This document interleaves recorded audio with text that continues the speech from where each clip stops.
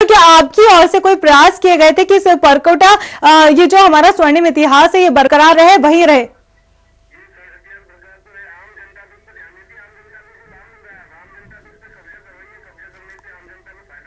जी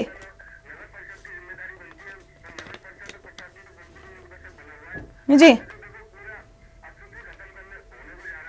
जी जी धीरेन्द्र जी, अगर अतिक्रमण हटाने की बात की जाती है, जो बेबस और लाचार होते हैं, तो अक्सर प्रशासन की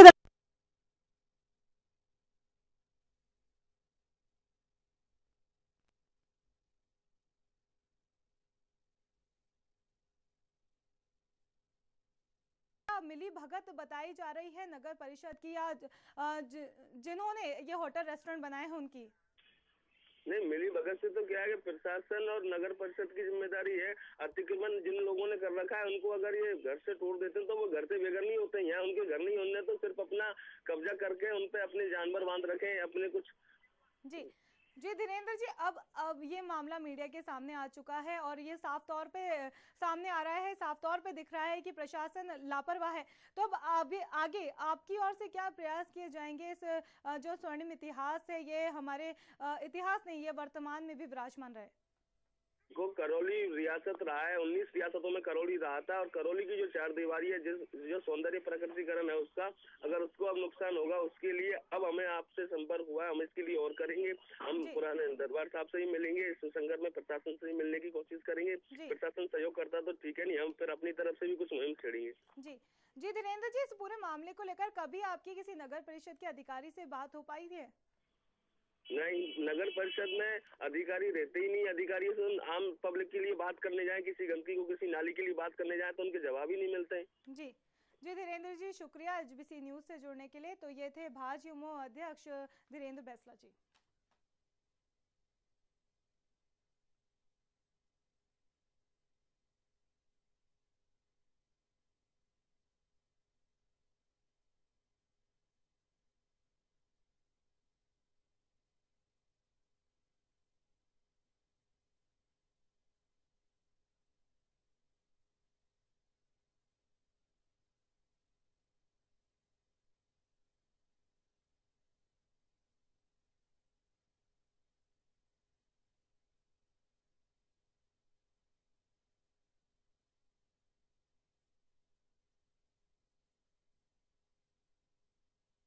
विशेष में फिलहाल वक्त एक और ब्रेक का, बने रहिए हमारे साथ।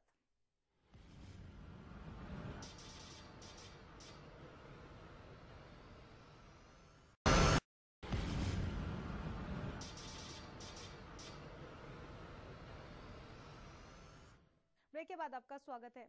आज बात की जा रही है करौली के स्वर्णिम इतिहास परकोटे की। तो करौली पुराने समय में कल्याणपुरी के नाम से जाना जाता था, जो घने जंगलों के बीच बसा हुआ था। इसीलिए जंगली जानवरों से बचने के लिहाज से ये दरवाजे बनाए गए थे। लेकिन दम तोड़ते इस इतिहास को अगर आज जरूरत है तो एक पहल की, ताकि इसे बचाया जा सके।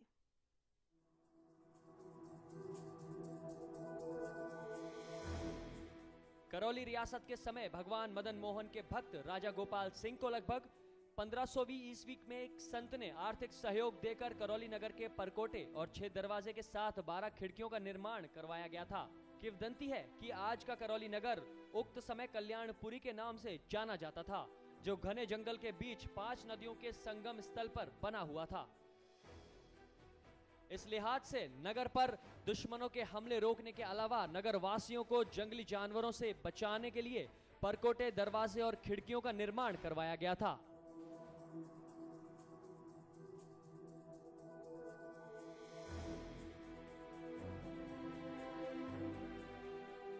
भारत का पुरातत्व विभाग भले ही स्वयं को पुरातत्व की संपदाओं को बचाने का हामी भरता हो, लेकिन अपनी काख में सैकड़ों साल पुराने जीवंत इतिहास को समेटे बैठा करौली शहर, इसमें मौजूद पुरातन धरोहरें और अन्य महत्वपूर्ण भवन अब शासन और प्रशासन की अनदेखी के चलते समाप्ति की ओर हैं। इतिहास प्रेमियों और इतिहासकारों का दावा है कि यदि कुछ साल तक ये सिलसिला इसी तरह जारी रहा तो वो समय ज्यादा दूर नहीं है कि जब इन अमूल्य धरोहरों को केवल जुबानी ही याद रखा जाएगा।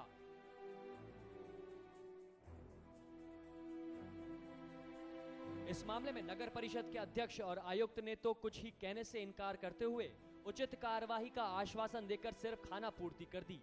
लेकिन नगर परिषद के सदस्य नगर परिषद की अक्रमण्यता मानते हैं। सबसे बड़ी बात यह है कि उपखंड प्रशासन ने अपनी जिम्मेदारी से सीधे तौर पर पल्ला झाड़ते हुए कहा कि नगर परिषद को उचित कार्यवाही का निर्देश दिया जाएगा और पक्के अतिक्रमणों को हटाने के लिए नगर परिषद मांगेगी तो पुलिस और प्रशासन का भी सहयोग उन्हें दिया जाएगा।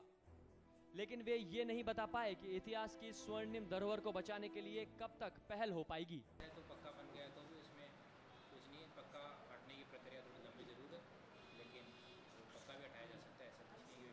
सबसे बड़ा सवाल ये उठता है कि जब नगर परिषद की अतिक्रमणों को बढ़ावा देने में मौन स्वीकृति हो तो क्या उपखंड और जिला प्रशासन की कोई जिम्मेवारी नहीं बनती है? क्या जिला प्रशासन और उपखंड प्रशासन भी करौली के इस शौर्य की गाथा कहने वाले इतिहास को यूं ही दफन होते देखता रहेगा?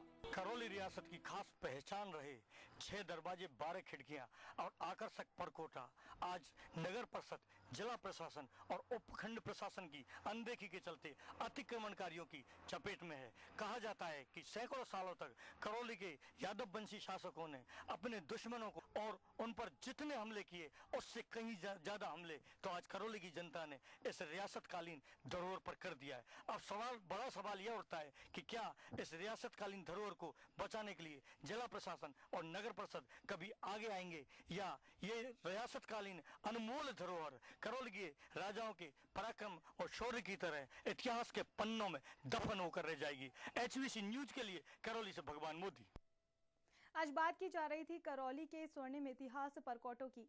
6 दरवाजे 12 खिड़कियों से बनाया गया ये खूबसूरत परकोटा, लेकिन अतिक्रमणकारियों ने इस परकोटे को आज इसका हाल बेहाल कर रखा है। आम जनता को इसके लिए पहल करनी होगी जिससे ये स्वर्णिम इतिहास की किताब खुली रहे और हमारी आने वाली पीढ़ी इस इतिहास की किताब को पढ़ पाए। विशेष में फिलहाल इतना ही। देखते रहिए HBC न्यूज़। नमस्कार।